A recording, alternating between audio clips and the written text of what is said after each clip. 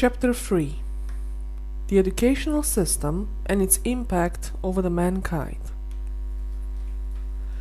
My mission as a teacher is to grow up people, not engineers.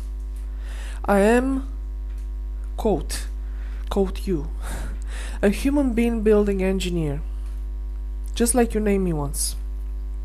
This is what all the teachers should do: foster people.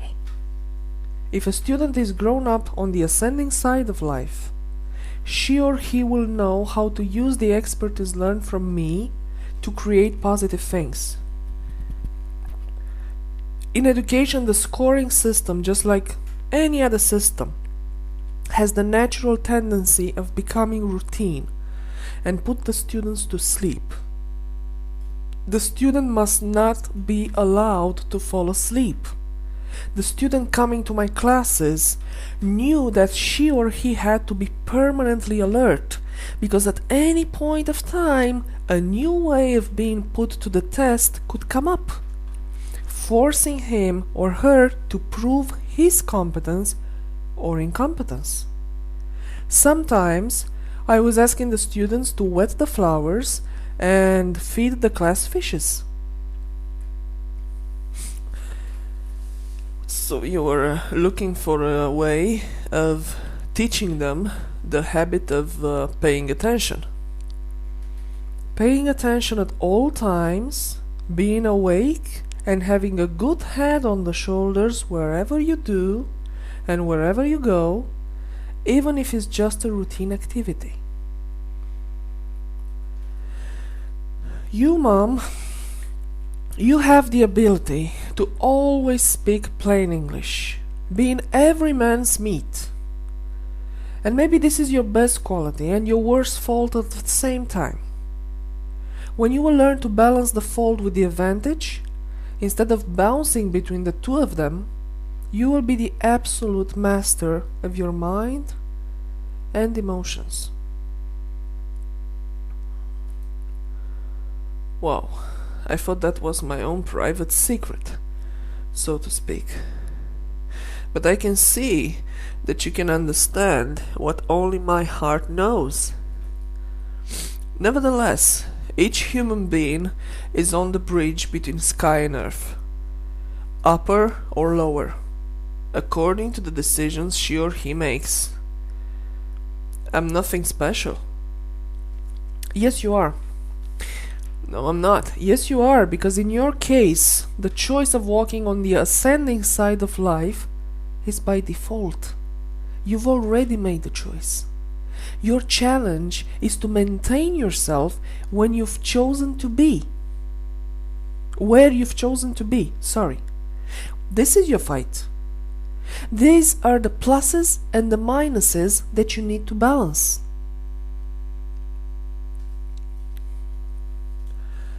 The awareness. One's awareness of his or her power. This is something very important for each human being to know and to have. The inner power, or the power over other people. Both. Well, the inner power means being awake and alert, and the power gained over other people means responsibility and measure. Let's explain them one by one. The awareness of being powerful while thinking God as the supreme power. The habit of abusing people badly damages the abuser's health and destroys the life of the abused.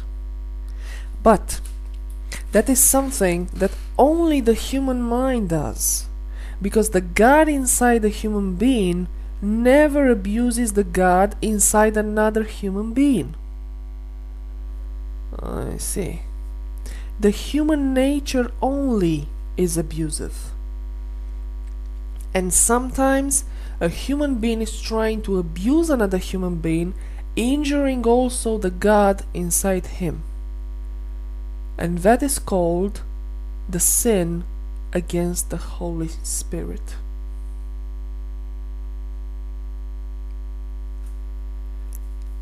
How would the humankind balance itself if all the people, suppose, yeah, would switch to the ascending side of life, like you say? I find it very hard to imagine a system without plus and minus. You find it hard because you think with your human logic. Just imagine how much the quality and quantity of divinity from the universe will improve and multiply if all the human beings, which are the most valuable carriers of God's seed in the universe, would walk on the ascending side of life. Okay, but where's the opposite? How does the world get balanced? That's my point exactly. God is a round holy. He is an assembly of globes that rotate forever. He is not made of two opposite poles. In other words, God means antagonism, not two opposites that balance to form a holy. But there's a catch. To understand this mechanism, you must go upwards constantly. You cannot perceive this assembly of globes if you use your human logic at the level of day-by-day life, which life guides itself by simple bipolar rules like yes and no, minus and plus, ascending and descending, create, consume, etc. How do you capitalize this type of understanding if finally you manage to have it? What do you do with it? You don't capitalize it. What comes next depends on what you do with the understanding you have gained.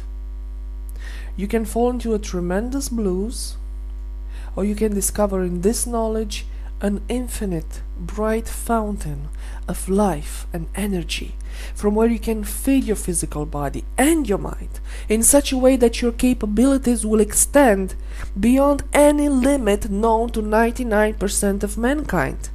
Therefore, you will achieve the impossible in your life. Yeah, I knew you're gonna ask me that. Usually, religion lets people understand that achieving material things keeps the human being, quote, out of heaven. The fountain of energy that I'm talking about is a component of God Himself. When a human being gains access to it, she or he can become anything, be as high in fortune, social and professional rank as one human being can be. Why is that?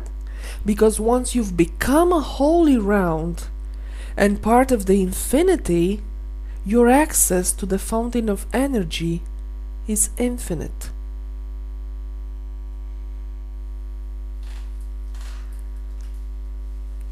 The educational system must perform for the benefit of the one who wants to grow and develop.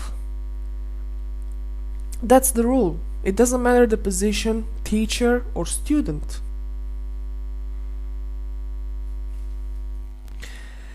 I told you what happens to the people who choose to evolve on the descending side of life.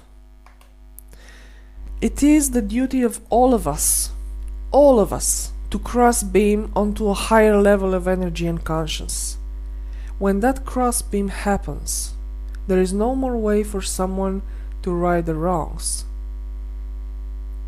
Metamorphosis or recycling inevitably follow. Period. By cross beam, you mean death. Okay, does the recycling hurt?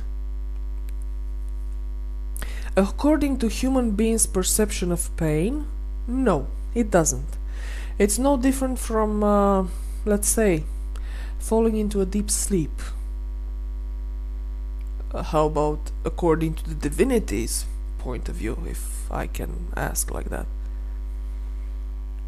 In the sense of evolution of the universe, the pain equals to the absence of evolution, or worse, equals with denying it, and the denial balances out through recycling.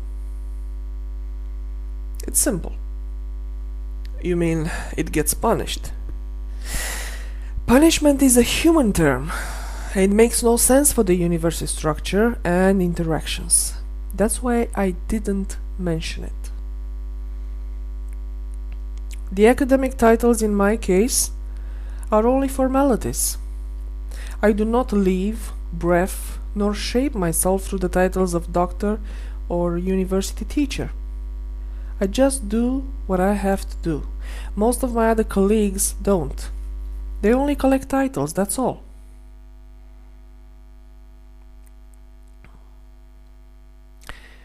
How could my students possibly use those titles in the real world? The ones who are smart in studying are just as smart in real life challenges in only 0.5% of the cases. That's why teachers like me are necessary, to teach the students how to be smart in real life, and only afterwards to teach them the academic knowledge. Otherwise, students will graduate school as empty, starving geniuses. What are they going to do in life with this kind of a background? I would lay everyone who wants to take this sacred responsibility of growing people under the obligation of making an oath right at the beginning of their career, just like the doctors make the oath of Hippocrates. And they would need to respect this oath, otherwise they will respond in front of the law and in front of their own conscience, which has to remind them that giving the wrong education to a person equals to committing murder. That's the key phrase that should be displayed on the walls of each school in the world, and it should be placed in such way that the parents as well as the teachers to be able to see it and know one another's responsibilities. How dare you, a human, a grain of sand, to mock another human being, a creation from which you can understand only an infinitesimal fraction?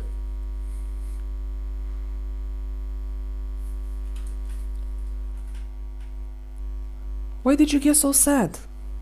You still don't understand it, do you? You haven't born in this life, on this planet, to change something around you. You have only come here to evolve. Preferably to evolve on the ascending side of life, so you can matter at the end, at the cross-beam time. That's the time that matters. I was so sad yet fascinated to sit for a while at the border and to see how many people manage to cross the border and how many lose their way. And my heart was aching. And I stayed some more. Then it hurt even more. And then it became unbearable. And then I prayed to God to take me out of there, because my human flesh and emotions couldn't stand anymore the torture of my own kind.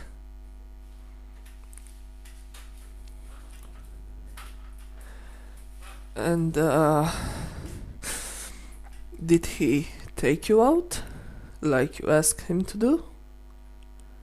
Well, I'm here, and I